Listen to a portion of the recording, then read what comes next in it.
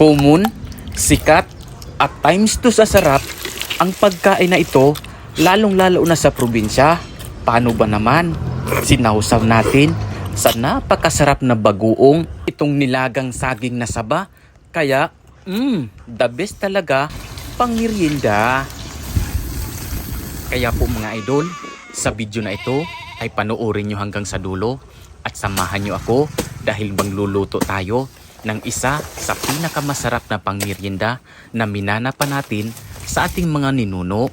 At kung nagustuhan nyo ang video na ito ay pa-heart naman po ng heart button at syempre pa-share na rin po mga idol.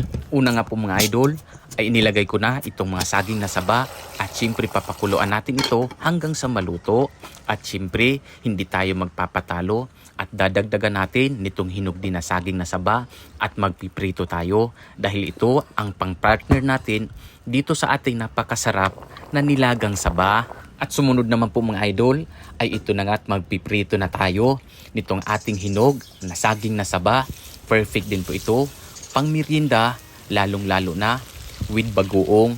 At ito na nga mga idol, hindi ko nga nilagyan ito ng harina para mas malasahan po talaga natin ang natural na lasa at sarap nitong ating napakasarap na prito na saging. Siyempre mga idol, sa kulay pa lang kasi ng pagkakaluto nito ay napakasarap at nakakagutom talaga itong ating niluluto ngayon. At kung nakasubaybay pa rin po kayo mga idol sa aking pagluluto ngayon, ibig sabihin po nag-i-enjoy kayo. Kaya iniimbitahan ko po kayo na i-follow nyo po ang aking page at syempre pakishare na rin ng video na ito para marami pong makapanood. At ito na nga po ang napakasarap ng bagoong. Syempre manalangin po muna tayo bago kumain. At sa wakas nga po mga idol, ito na at titikman na po natin itong napakasarap natin na pangmerienda. Syempre sobrang sarap nito dahil mirong bagoong at isinawsaw natin ito. Kaya tsak na nakakabusog talaga itong ating pagkain ngayon.